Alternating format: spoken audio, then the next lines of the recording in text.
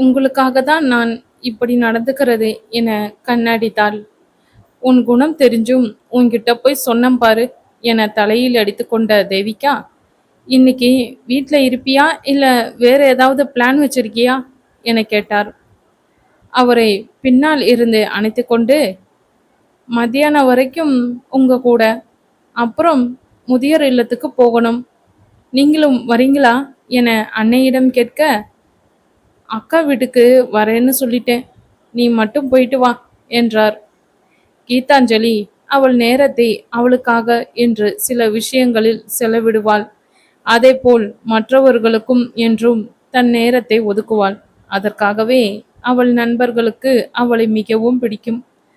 வார கடைசியில் மட்டும் மாதத்தில் 4 முறைகள் முதியோர் இல்லத்துக்கு சென்று அங்கிருக்கும் முதியவர்களின் கதை அறிந்துவிட்டு வருவாள். அவளுக்கு கைவந்த கலை என்பதால் அதை தேர்ந்தெடுத்து கொண்டாள். அம்முதியவர்கள் தங்கள் பிள்ளைகளை பிரிந்து துயரப்படுவதை போக்க தன்னாலான ஒரு சிறு உதவி. அந்த சில கணங்களேனும் அவர்கள் மனதில் அவளால் மகிழ்ச்சியை துளிர்க்க செய்ய முடியுமானால் அதுவே போதும் அவளுக்கு. ஆத்ம திருப்தி. அங்கிருப்பவர்களில் இருவராக பட்டிய மாதம் 2 முறை ஒருவராக வெளியில் அழைத்துச் செல்வாள். பிடித்த உணவகத்துக்கோ படத்துக்கோ அல்லது கோவிலுக்கோ கூட்டிச் செல்வாள். அதற்காக அவள் பணத்தையும் செலவழிக்க தயங்க மாட்டாள். மொத்தத்தில் அவர்களுக்கு ஓர் மகளாக செயல்பட்டாள். சில சமயங்களில் அவள் அண்ணியையும் உடன் அழைத்துச் செல்வாள். அதற்காக அவள் தந்தையின் பணத்தை எதிர்பார்த்து கொண்டிருப்பதில்லை. நன்றாக பாட வருவதால் அவளால் முடிந்த பொழுதெல்லாம் பாட்டு கச்சேரியில் கலந்து கொண்டு தனக்கு வேண்டிய அளவில் பணம் ஈட்டிக் கொள்வாள். படிப்பதில் அப்படி இப்படி என்று இருந்தாலும் மற்ற விஷயங்களில் அவளை எதுவும் குறை சொல்ல முடியாது. இதுவரையில் பெற்றவர்கள் மனம் கோணும்படி நடந்து கொண்டதில்லை. பார்க்க போனால் அவளின் நேரத்தை எல்லாம் நல்ல விஷயங்களில் மட்டுமே செலவழிப்பாள். அதனாலேயே அவளின் செயல்களுக்கு வீட்டில் எந்தவித முட்டுக்கட்டையும் போடுவதில்லை.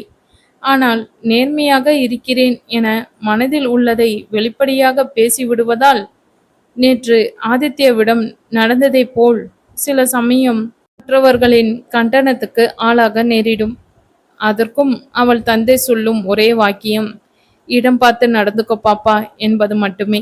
ஏனெனில் நேர்மையாக இருக்க வேண்டும், உண்மையாக நடந்து கொள்ள வேண்டும், மனசாட்சிக்கு விரோதமாக செயல்படக்கூடாது என்ற பாடத்தை புகட்டியதும் அவரல்லவா. என்ன, அவருக்கு அனுபவம் அதிகம் என்பதால் சூழ்நிலை அறிந்து நடந்து கொள்வார். கீதாஞ்சலிக்கு இன்னும் அந்த பக்குவம் வரவில்லை. அதைதான் அவள் தந்தை அவளுக்கு பொறுப்பு வரட்டும் என்கிறார். அவளின் இந்த குணம் அறிந்து அவளது அன்னை சற்று புலம்புவார், கொஞ்சம் திட்டுவார். ஆனால் எல்லாவற்றையும் அவளது புன்னகையாலும் பேச்சாலும் மாற்றிவிடும் வல்லமையை பெற்றிருந்தாள் கீதாஞ்சலி. கீதாஞ்சலி சொன்னவாறே அன்று மதியம் வரை அவள் அன்னையுடன் சேர்ந்து உணவு சமைப்பதற்கு உதவியானாள். அவருக்கு பிடித்த தொலைக்காட்சி நிகழ்ச்சிகளை அவளுக்கு பிடிக்கவில்லை என்றாலும் அமர்ந்து பார்த்தாள். அப்படி தன்னுடன் சேர்ந்து அமர்ந்து அதை பற்றி பேச ஆள் கிடைத்த சந்தோஷத்தில் தேவிகா மிகவும் உற்சாகமாக இருந்தார்.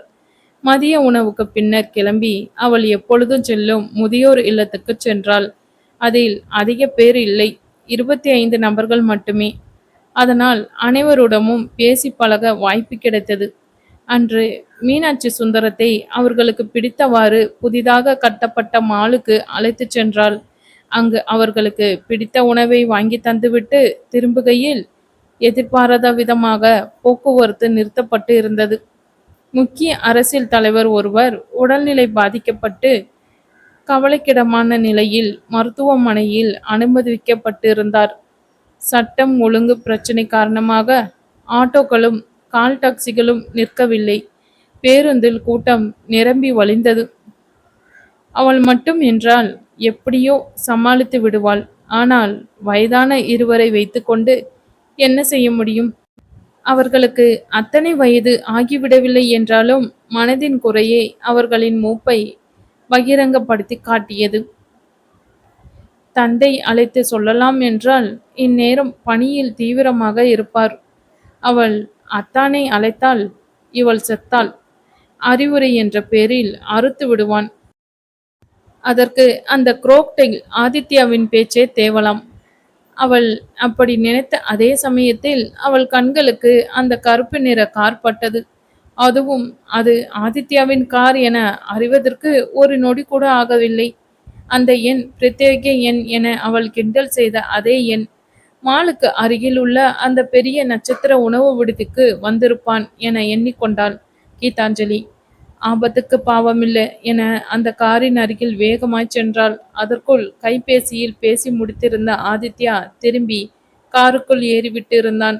சற்று யோசிக்காமல் கார் கதவில் பலமாக தட்டி சார் என்றாள். யார் அது என திரும்பிய ஆதித்யாவின் முகம் அவளை கண்ட அடுத்த நொடியில் சினத்தை குத்தகைக்கு எடுத்துக்கொண்டது. மறக்கக்கூடிய முகமா அது? வளைத்து வளைத்து கேள்வி கேட்டு அலங்கழித்தாளே. அச்சமயத்தில் அவளை எதிர்பார்க்கவில்லை என்பதை அவன் முகபாவனையே அவளுக்கு காட்டி கொடுத்தது. கூடவே இச்சந்திப்பு பிடிக்கவும் இல்லை என்பதையும். அதெல்லாம் கீதாஞ்சலிக்கு பெரிதாக தெரியவில்லை. அவனின் முகமாறுதலிலேயே அவன் தன்னை மறக்கவில்லை என அறிந்து கொண்டவளுக்கு உற்சாகம் பீரிட்டது. பின்ன எத்தனையோ நபர்களை அன்றாடம் சந்திக்கும் ஒரு பிரபல தொழிலதிபர் அவளை நினைவு வைத்திருக்க வேண்டுமே என்ற கவலையே அதுவரையில் அவளை அரித்து கொண்டு இருந்தது. நீ யார்? உன்னை தெரியாது என்று அவன் சொல்லிவிட்டான். மீனாட்சி சுந்தரத்தை எப்படி இல்லத்தில் சேர்ப்பதாம்? கார் கண்ணாடியை ஆதித்யா கீழே இறக்க, சார் ஒரு உதவி பண்ண முடியுமா என ஆரம்பித்து திடீரென்று ஏற்பட்ட சூழல் காரணமாக அவளாலும் அவள் நண்பர்களாலும் அங்கிருந்து கிளம்ப முடியவில்லை என்றும் அதனால் அவர்களை இறக்கிவிட முடியுமா என்றும் கேட்டாள். அவள் இதழ்கள் அதையே பார்த்திருந்தவன், உன் கண்ணாடி எங்கே என்றான் கேலியாக. அது இதை இல்லாம ஞாபகம் வைத்து கொண்டிருக்கிறான் என்பதில் சொல்ல முடியாமல் அவள் திணற, சும்மாவே பார்க்க மூஞ்சி சகிக்கல, இதுல அந்த சோடா புட்டி வேற உடனமானு கழட்டி வச்சிட்டியா என்றான். அவளை மட்டும் தட்டுகிறானாம். எந்த நேரத்தில் என்ன பேசிக்கொண்டு இருக்கிறான் என வேப்படைந்தவாறே, இந்த ரகசியத்தை வெளியே சொல்லிடாதீங்க, அப்புறம் யாரும் சைட் அடிக்க மாட்டாங்க என்றாள் ரகசிய பேசும் குரலில். அவளில் பதிலில் திகைத்து விட்டான் என அவன் முகமே காட்டி கொடுத்தது. தொடர்ந்து, எங்களை இறக்கி விடுறீங்களா சார் என காரியத்தில் கண்ணாக இருக்க, உழைப்பு பணம் இருந்தால் மட்டுமே இப்படி காரெல்லாம் வாங்க முடியும், நினைச்ச இடத்துக்கு நினைச்ச நேரத்துக்கு போக முடியும் என்றான் தெனாவுட்டுடன். நேற்று அவனை அத்தனை பேரின் முன்னாலும் எத்தனை அவமானப்படுத்தினாள். அரங்கமே கைத்தட்டி அவன் சினத்தை ஏற்றிவிட்டதே. அப்படிப்பட்டவளுக்கு அவன் உதவுவதா? கஷ்டப்பட்டால்தான் புத்தி வரும். இதுதான் ஆதித்யாவின் எண்ணமாக இருந்தது. அதனால் அவள் பதில் சொல்லும் முன்பே, கண்ட இடத்துல சுத்துறது, அப்புறம் டிராப் பண்ண ஒரு இளிச்சவாயன் கிடைப்பான்னு வெயிட் பண்றது, எனக்கு அதுக்கெல்லாம் நேரம் இல்லை என தொடர்ந்து பேசி காரை கிளப்ப முயன்றான். அதற்குள், தெரிஞ்சவங்களா பாப்பா என கேட்டவாறே மீனாட்சி சுந்தரமும் அருகில் நெருங்கி இருந்தனர். தம்பி, எங்களை இறக்கி விட்டுடுங்க, எங்களை விட கீத்துவை நினைச்சு பயப்படுறோம், சின்ன பொண்ணு பாருங்க என்றார் மீனாட்சி. நண்பர்கள் என்றாலே என அவர்களை தாண்டி பார்வையை வீசினான் ஆதித்யா. அவள் வயதில் ஒருவரையும் காணவில்லை. அவனின் எண்ண ஓட்டத்தை புரிந்து கொண்டவள் போல, இவங்க எனக்கு ஃப்ரெண்ட்ஸா இருக்கக்கூடாதா என சிரித்தாள். நேத்து அப்படி சண்டை போட்ட, இப்போ எந்த நம்பிக்கையில என் கார்ல வர என அவன் தாழ்ந்த குரலில் கேட்க, உங்க மேல இருக்கிற நம்பிக்கையில, நீங்க ரொம்ப நல்லவருன்னு கௌரவ் சொன்னான். அவன் என்ன சொன்னாலும் கண்டிப்பா நம்புவேன் என கீதாஞ்சலி சொல்ல, அவளையே கூர்ந்து பார்த்தான். அதற்குள் அவனை நன்றாக பார்த்த சுந்தரம், நீங்க ஆதித்யா தானே என கேட்டு ஊர்ஜிதப்படுத்தி கொண்டு, உங்க பேட்டியை படித்தேன், பிரமாதம், அவ்வளவு உயரத்தில் இருக்கிறவர் எங்களை மாதிரி ஆளுங்களுக்கு உதவுறது ரொம்ப சிறந்த குணம் என்றார். ஆதித்யாவுக்கு சிறு வயதிலிருந்தே போதையூட்டும் மொழி புகழ்மொழி. எப்பொழுதும் அவனை பாராட்டி புகழ்ந்து பேசிக் கொண்டிருப்பவர்களை கண்டால் மிகவும் பிடிக்கும். அப்படிப்பட்டவர்களையே இதுவரையில் சந்தித்தும் இருக்கிறான், கீதாஞ்சலியை தவிர. அதனால்தான் அவள் அவனிடத்தில் குறை கண்டுபிடித்து மட்டம் தட்டும் விதத்தில் பேசவும் தலைக்கேறியிருந்த அவன் போதையில் சறுக்கல். அதன் விளைவாக கோபமும் விஸ்வரூபம் எடுத்து அவளை கல்லூரி முதல்வரிடம் மாட்டிவிடவும் துடித்தான். சுந்தரத்துக்கு ஆதித்யா பெருமிதத்துடன் பதில் சொல்லும் முன்னால் காரின் முன்கதவுகளை திறந்து அவர்களை ஏற சொல்லி இருந்தாள் கீதாஞ்சலி. என்ன தைரியம்! அவன் சம்மதம் சொல்லும் முன்பே அவளாகவே முடிவு செய்து கொண்டாள். அவன் சார்ந்த விஷயங்களில் முடிவுகளை இன்னொருவரை எடுக்க விடுவதா? அதுவும் இந்த சுண்டக்காய் சைஸில் இருக்கும் சண்டைக்காரியை. அதோடு அவர்கள் ஏறியதும் அவனுக்கு சற்று பிடிக்கவில்லை. மழையில் நனைந்து சேற்றை காரில் பூசி என நினைக்கவே அவனுக்கு அருவருத்தது. அப்பொழுது ஒன்றும் அங்கே பெரிதாக மழை வரவில்லை. சற்று சாரல் எடுத்து கொண்டு இருந்தது, அவ்வளவுதான். முதியவர்கள் என்பதால் சற்று நடுங்க ஆரம்பித்து விட்டார்கள், அவ்வளவே. ஆளுங்களையும் மூஞ்சிகளையும் பார்த்தாலே எரிச்சல் வருகிறது. அந்த பெண்மணியின் கண்கள் வேறு.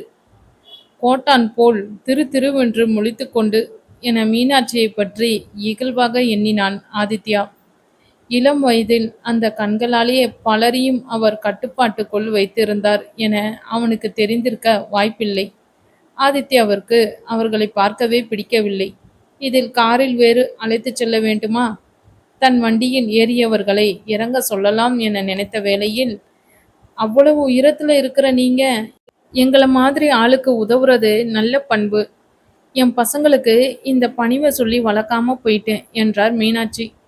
சும்மா ஐஸ் வைக்க என்னவெல்லாம் பேசுறாங்க என எல்லாக ஆதித்யா நினைத்த அதே வேளையில் ஆசிரமத்தின் பெயர் சொல்லி அங்கே செல்ல வேண்டும் என்பதை குறிப்பிட்டாள் கீதாஞ்சலி. கூடவே, சார், நீங்க தொழிலதிபர் ஆதித்யா தானே என திறந்திருந்த காரின் கண்ணாடி அருகில் குனிந்து கேட்ட ஒருவன், என்ன சுந்தரம் சார், இல்லத்துக்கா என்றான் சுந்தரத்திடம். அவனுக்கு சுந்தரத்தை தெரிந்திருந்தது. அவன்தான் அவர்கள் தங்கியிருக்கும் முதியோர் இல்லம் பற்றிய சிறப்பு கட்டுரை ஒன்றை அவன் வேலை செய்யும் பத்திரிகையில் எழுதியிருந்தான்.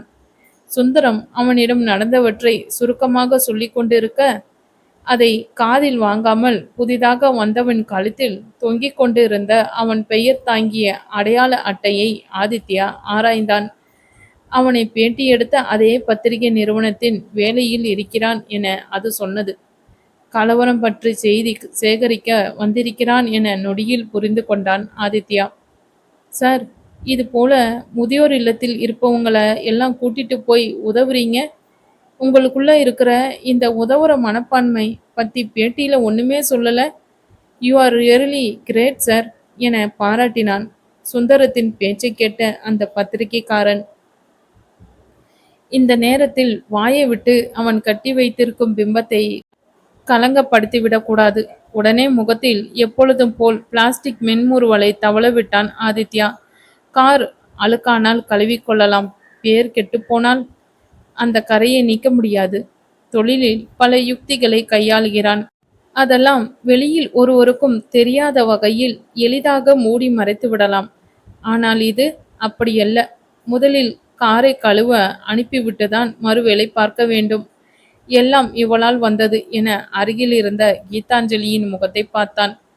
பெரிய அன்னை தெரசா அளவுக்கு நேற்று பேசிவிட்டு இன்று எலிசபெத் மகாராணி போல் ஒய்யாரமாக அவன் காரில் ஏறி அமர்ந்திருக்கிறாள் வேஷக்காரி. பணம் முக்கியமில்லை என பேசியே பணக்காரனை கவுக்க திட்டம் வைத்திருப்பாள் என கருதினான் ஆதித்யா. லேட் ஆச்சு, நாங்க கிளம்புறோம் என அந்த பத்திரிகையாளனிடம் தெரிவித்துவிட்டு காரை சற்று நகர்த்தி எங்கே போகணும் என கேட்டான். முதலில் சொல்லும் பொழுது அவன் காதில் எங்கே ஏறியது? அவள் மீண்டும் இடத்தை சொல்ல கார் வேகம் எடுத்தது. அவன் மனதில் கேள்விகளும். முதலில் இவர்கள் யார்? இவளுக்கும் அவர்களுக்கும் என்ன சம்பந்தம்? காரில் ஏறியதிலிருந்து கீதாஞ்சலி எதுவும் பேசவில்லை. முதியவர் மட்டும்தான் பேசிக்கொண்டு இருந்தார்கள். அவனிடம் கேட்க சுந்தரத்துக்கு நிறைய கேள்விகள் இருந்தன. இவருக்கு இதெல்லாம் எப்படி தெரியும் என ஆதித்யா வியந்தாலும் பெருமையுடன் பதில் உரைத்தான். அவ்வப்போது அருகில் இருந்தவளை இப்போதாவது என் அருமை பெருமைகளை புரிந்ததா என பார்த்து கொண்டான். அவளோ அதையெல்லாம் கண்டு கொள்ளாமல் வெளியில் பார்வையே பதித்திருந்தாள். கவனமும் அவர்கள் பேச்சில் இல்லை என்பது புரிந்தது. சற்றே மட்டுப்பட்டு இருந்த ஆதித்யாவின் எரிச்சல் மீண்டும் தலை தூக்கியது. அதற்கு மேல் அவர்கள் கேட்டதுக்கு ஆதித்யாவின் வாய் பதில் சொல்லி கொண்டு இருந்ததே ஒழிய அவர்களின் பேச்சில் முழு கவனத்தையும் வைத்திருக்கவில்லை. அவன் எதற்கும் இவளிடம் தன்னை நிரூபிக்க வேண்டும் என மெனக்கெடுகிறான் என அவனுக்கும் அச்சமயத்தில் சற்றும் உரைக்கவில்லை. அதோடு அவள் ஏன் அவளை அங்கீகாரம் செய்ய வேண்டும் என நினைக்கிறான் என்பதும் புரியவில்லை. இதுவரையில் அவனை புகழ்ந்து கேட்டு பழக்கப்பட்டவன். யாரும் அவனிடம் பெரிதாக வாக்குவாதத்துக்கும் வந்ததில்லை. அப்படியே வந்தார்கள் என்றாலும் அது தொழில் சம்பந்தமாக இருக்கும். அதிலும் இறுதியில் வெற்றி பெறுபவன் அவனாகவே இருப்பான். அவனவன் தன்னிடம் பேசுவதற்கு வரிசை கட்டி நின்று கொண்டிருக்கிறார்கள். இவள் என்னவென்றால் என்னவோ உரிமைப்பட்டவள் போல காரில் ஏறி உட்கார்ந்திருக்கிறாள். கூடவே அறுத்து கொண்டிருக்கும் இந்த வயதானவர்கள் வேறு. ஏறக்குறைய 15 நிமிடங்கள் தான் அவள் சொன்ன இடம் வந்துவிட்டது. இந்த இடத்தில் ஏழ்மை ரேகை ஓடுவது நன்றாக தெரிந்தது. கார் நின்றவுடன், நீ இப்படியே கிளம்பு பாப்பா, வீட்ல தேடுவாங்க என சொல்லியவாறே சுந்தரம் இறங்கி கொண்டார். இல்லப்பா, நான் உள்ளே. கீதாஞ்சலி இறங்க முயல அவள் இறங்கும் கதவுக்கு குறுக்காக சுந்தரம் வந்து நின்று கொள்ள, இல்லடா, மழை ரொம்ப பிடிச்சிருச்சுன்னா கஷ்டம், அண்ணி தேடுவாங்க என மீனாட்சி அவளிடம் சொல்லிவிட்டு, தம்பி பார்த்து இறக்கி விட்டுடுங்க என்றார். இவ ஒரு ஆளு, இவளை அடுத்த தெருவுல இறக்கி விட்டுட்டு போறேன் என பொறுமிக் கொண்டவனுக்கு முதலில் யார் இவர்கள் என தெரிந்து கொள்ள வேண்டியிருந்தது. அவர்களிடம் இன்முகத்துடன் விடை பெற்று கொண்டவன் காரை சற்று நகர்த்தி, இப்பவே அம்மா அப்பாவை முதியோர் இல்லத்துல சேர்த்து விட்டுட்டியா என கிண்டலாக வினாவினான். பணம் இருக்கிற உங்கள மாதிரி ஆட்கள் செய்கிற வேலையெல்லாம் நான் செய்ய மாட்டேன்பா என்றாள். அவன் என்ன சொன்னாலும் அதற்கு பட்டென்று முகத்தில் அறைந்ததைப் போல் இவளால் எப்படி பதில் சொல்ல முடிகிறது? அவன் இருக்கும் உயரம் என்ன? இவள் இருக்கும் நிலை என்ன? நீங்க தான் வீட்டையே முதியோர் இல்லமா மாற்றி வச்சிருப்பீங்க. வீட்லேயே வேலைக்காரங்க வச்சு அப்பா அம்மாவை பார்த்துக்குவீங்க. டைம் டேபிள் போட்டு அவங்களோட பேசுவீங்க என தொடர்ந்து பேச, வாயை மூடு என கத்தினான். அவன் இருக்கும் இடத்திலிருந்து ஒரே நசுக்கு நசுக்கினால் இவள் இருக்கும் இடம் தெரியாது. என்ன பேச்சு பேசுகிறாள்? இவள் எக்கோட கெட்டு போனால் அவனுக்கு என்ன வந்தது? போய் தொலை, அப்போதே விட்டு விட்டு வந்திருக்கிறாள் என வேண்டும். அவனுக்கு ஒன்றும் புரியவில்லை. அது அவளின் இயல்பு. எதையும் இலகுவாக எடுத்துக்கொண்டு பேசுபவள். வலு சண்டையெல்லாம் இழுக்க மாட்டாள். ஆனால் யாராவது கிண்டல் செய்தால் கிண்டலாகவே பதிலடி கொடுப்பாள். அதுவும் சிரித்து கொண்டே. அப்படிதான் ஆதித்யாவிடமும் நடந்து கொண்டாள். பணம் படைத்தவன் என்பதால் எல்லாம் அவனிடம் நடித்து கொண்டு இருக்கவில்லை. படக்கென்று காரை நிறுத்திய ஆதித்யா, கீழே இறங்கு. என்ன வேலை வெட்டி இல்லாதவன்னு நினைச்சியா? என்னமோ உன் வீட்டு வேலைக்கார மாதிரி ட்ரீட் பண்ற. நான் இந்த அரை மணி நேரத்துல என் தொழிலை கவனிச்சு இருந்தா லட்சக்கணக்கில் பணம் பண்ணியிருப்பேன். யூஸ்லெஸ் ஃபெலோ என படபடவென்று பொறிந்தான். அவளே தன்னை அங்கே இறக்கி விடுமாறு கேட்க நினைத்திருந்தாள். என்னதான் அவன் உதவுகிறேன் என்றாலும் இதற்கு மேல் அவன் உதவியை பெற அவளுக்கும் சற்று விருப்பமில்லை. அங்கிருந்து அவளால் நடந்தே வீடு செல்ல முடியும். எப்பொழுதும் செல்லும் பாதை. ஜனநாடமாட்டமும் இருந்தது. மழையும் இன்னும் வழுக்கவில்லை. அவள் அதை பற்றி சொல்வதற்குள் அவனே அவளை வலு சண்டைக்கு இழுத்து, என்னவோ அவள் வேண்டுமென்றே அவனை அவமானப்படுத்துவதாக குற்றம் சாட்டுகிறான். இன்னுமே நேற்று நடந்ததை மனதில் வைத்துக்கொண்டு இப்படி பேசுகிறான். இவன் கருத்துடன் அவள் கருத்துக்கள் ஒத்து போகவில்லை என்றால் இப்படியா சினந்து கொள்வான்? அதுவும் அவளாக எங்கே? அவனை வம்புக்கு இழுத்தாள். அவன்தானே இழுத்தான். அவனிடம் மன்னிப்பு கேட்டு இதோடு இதற்கு முற்றுப்புள்ளி வைத்து விடலாம் என கார் கதவின் மேல் கை வைத்து திறக்க, சென்றவள் அவனை நோக்கி திரும்பி பேச முற்பட, இங்க பாரு, சும்மா என்னை சீண்டிக்கிட்டு இருக்காத. நீ எல்லாம் எனக்கு கால் தூசி. நான் நினைச்சா உன்னையும் உன் குடும்பத்தையும் இல்லாம பண்ணிடுவேன், ஜாக்கிரதை என வலது கை கட்ட விரலை ஆள்காட்டி விரலையும் சேர்த்து நசுக்குவதை போல் பாவனை செய்து கோபமாக சொல்லவும், எதற்கும் பயப்படாத கீதாஞ்சலியே சற்று மிரண்டு போனாள் என்றே சொல்லலாம். அடுத்த நொடி அவள் தந்தை புகட்டிய தைரியத்தை நெஞ்சில் ஏற்றிக்கொண்டு அதை வார்த்தைகளில் வடித்தாள். போங்க சார், போங்க. உங்க மிரட்டலை செல்லும்படி ஆகிற இடத்துல காட்டுங்க. போலீஸ்காரர் பொண்ணு கிட்டேயே வா என சிரித்து கொண்டே காரிலிருந்து இறங்கி கதவை சாத்தினாள். காரின் கதவை இறக்கி, எதுக்கும் ரெடியா இரு. உன் அப்பா வேலைக்கு போறப்போ அவரை யாராவது போட்டு தள்ளிட்டா அப்புறம் உங்க குடும்பத்தை யார் காப்பாத்துவாங்க? அதனால் லூசுத்தனமா பேசுறத விட்டுட்டு ஒழுங்கா படிச்சு ஒரு நல்ல வேலையா தேடிக்கோ என்றான் ஆதித்யா. ஏய் என வலது கை ஆட்காட்டில் விரலை நீட்டிவிட்டாள். எதற்கும் அவ்வளவு எளிதாக கோவப்பட மாட்டாள். ஆனால் தந்தையை பற்றி யாராவது ஏதாவது சொன்னால் பொங்கி விடுவாள். கல்லூரியில் பலர், உனக்கென்ன, உன் அப்பா லஞ்சம் வாங்கி நிறைய சம்பாதிப்பார் என பழி சொன்னாலே கண்மண் தெரியாமல் கோபம் வரும். காவல் பணியை உயிருக்கு மேலாக கருதி நேர்மையுடன் பணிபுரிபவர் அவர். அவர் மேல் அப்பட்டமாக குற்றம் சாட்டினால் அவர்களை அவ்வளவு எளிதாக விட்டுவிட மாட்டாள். இதில் அவர் உயிருக்கு ஏதாவது நேர்ந்து விட்டால் என மிரட்டினால் ஆவேசப்படாமல் என்ன செய்வாளாம்? ஆதித்யாவின் திகைத்த பார்வையில் தன் நிலை உணர்ந்து, இந்த நிமிஷத்தோட உங்களை சந்திச்சத மறந்துடுறேன், நீங்களும் மறந்துடுங்க, குட் பை என அங்கிருந்து வேக வேகமாக எட்டு வைத்து அவள் வீட்டிற்கு திசைக்கு நடந்தாள். இதுவரையில் இல்லாத வகையில் நெஞ்சமெல்லாம் படப்படுத்தது. அழுத்தமான மூச்சுகள் இழுத்து விட்டவள் விடுவிடுவென்று நடந்து சென்றாள். யாரை மிரட்டுகிறான்? அவளுக்கு மட்டுமல்ல, அவளின் தமக்கைக்குமே சிவராமன் என்றால் உயிர்.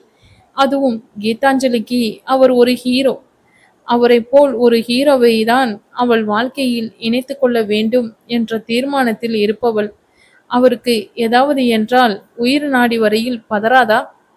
காரிலிருந்து இறங்கி சென்றவளையே உறுத்து விழித்தவன், இவன் மட்டும் நாளைக்கே என் உயிர் போயிடுச்சுன்னா சேர்த்து வச்ச பணம் என்ன ஆகும் என கேட்கலாம். அதையே நான் சொல்லக்கூடாதா? அவளுக்கு மட்டும் உயிரெல்லாம் வெள்ளம், மற்றவர்களுக்கு மன்னா என வாய்விட்டே சொல்லி கொண்டான். அவனுக்கு புரியாதது, கீதாஞ்சலி சொல்லும்போது அவள் குரலில் மிரட்டல் தோணி இல்லை, அதுவும் அனைவரின் முன்னால் ஒரு உதாரணத்துக்கு சொன்னது என்று.